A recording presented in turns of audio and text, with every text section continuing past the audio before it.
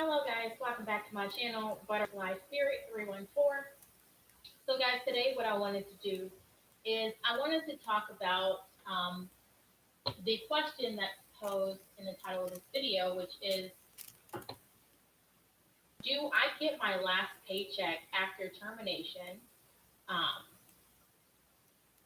and the video is going to discuss paid time off. I'm specifically going to be talking about accrued paid time off because that's going to be different if it's not accrued versus if it's just given to you without you having to work to earn it. Okay, so I'm going to tell you guys my particular unique situation and something that I just learned about it. So um, I recently learned that my employer that I have was terminating me, and it had to do with FMLA, and it also had to do with my manager as well, like how she was like bullying me, harassing me, um, which is abusive. Okay. So I got a notice that I was terminated due to the leave. They said that the leave that I was on was illegal, even though I applied for FMLA and things like that. And um, my leave is supposed to be covered up until November, but I guess they found a way to terminate me. So um, my employer sent me a letter of termination. Okay, I got it and assumed, okay, I'm terminated. And my assumption was that, okay, well, I had paid time off associated, with my position that I received at the beginning of the year. And I felt that since I had days, like 18 days of uh, paid time off available to me, then I felt like, hey, well, surely I'm going to be able to get that paid time off money if I am let go from the job for whatever reason. Okay. I didn't quit or anything like that. I didn't bend to any type of pressure that the job was trying to put out saying that I can quit. I didn't do all that. I literally just let them send me the letter. And of course, I'll use that particular letter for, proof that I no longer have the job. Okay. So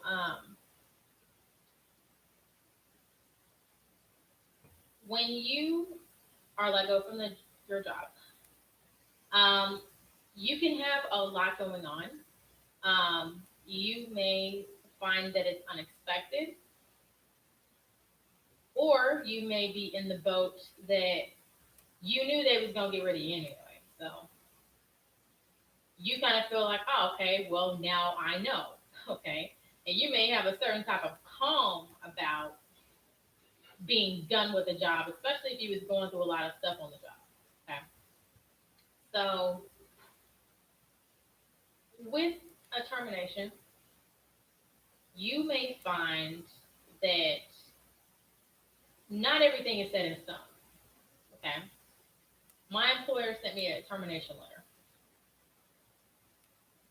and I thought it was solid. I thought that, hey, they got rid of me, right?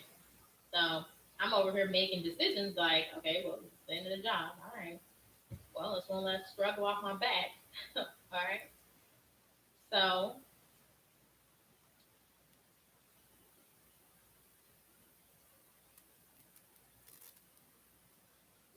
how I feel and how you feel when you're separated from a job is going to be different. Especially, let's say, like, you were terminated out of the blue, okay? Let's say your job got rid of you. And when I say terminated, I mean fired. I just mean that your job, they let you go. You may have walked in one day and your manager said, hey, I want to, that we got to talk. Okay? And then, I talk to you and they say, oh, well, we're letting you go, stuff like that. You're no longer needed. They may understand. whole lot of bullshit, you know what I'm saying, stuff you didn't do. And then, of course, they walk you out the door. You know what I mean? A lot of times they're going to have a check ready for you, you know. So that's most of the time. Yeah, well, that's not most of the time. There's a variety of situations. That's one situation I know that I experienced early in my career. And like I said, everybody's responses is all over the board. I know we're going to be talking about, getting your last paycheck and it concerning PTO, so I'm going to get back to that. So everybody has an expectation that they're going to get a final paycheck once they're gotten rid of. Okay, everybody does. I did.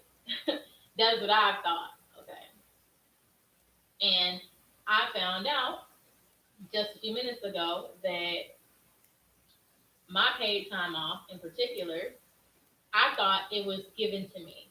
So I thought that at any time I can, cash it in. I can get the money from it. Okay. But I found out that I, in particular, had accrued paid time off. Okay. When I say that your days are just given to you and you find out you have paid time off, if you've never had it, you're just going to think, hey, well, oh, well, it's like vacation time. It's time that I have. If I have to leave for the day and I work in a full time job, then I'll be able to, I'll be able to use this time.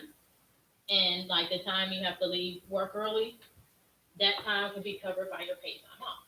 Okay. And paid time off, that is a term for just paid time that you can use. So on some jobs, you don't have paid time off. When you leave for the day, your money that you made for the day stops there. But if you have another type of like corporate job, with that type of job, what you will find, well, I found anyway, that you have paid time off. Okay. So with paid time off, I guess different companies are different ways. I'm not like a recruiter or a human resources person and that stuff. I'm just a garden variety regular person who's been through jobs. Okay. So accrued paid time off is going to be different.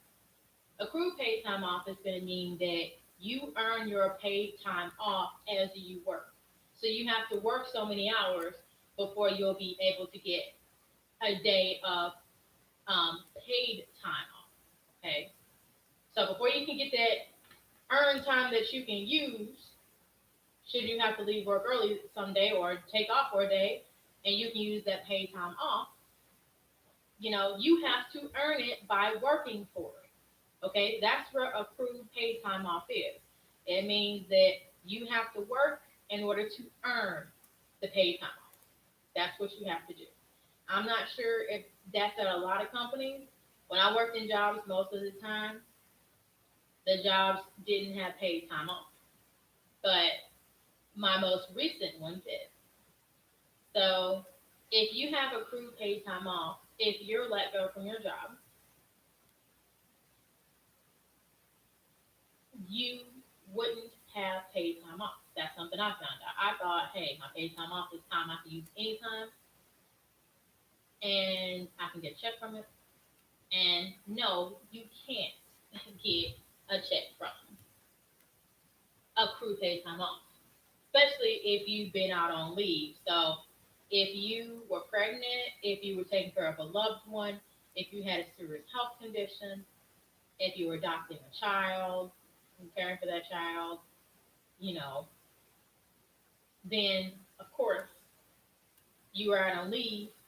The time you're out on leave, if it's unpaid, you're not working during the time that you're on leave, so you don't have paid time off because you're not actively working. If you're actively working, you would get it.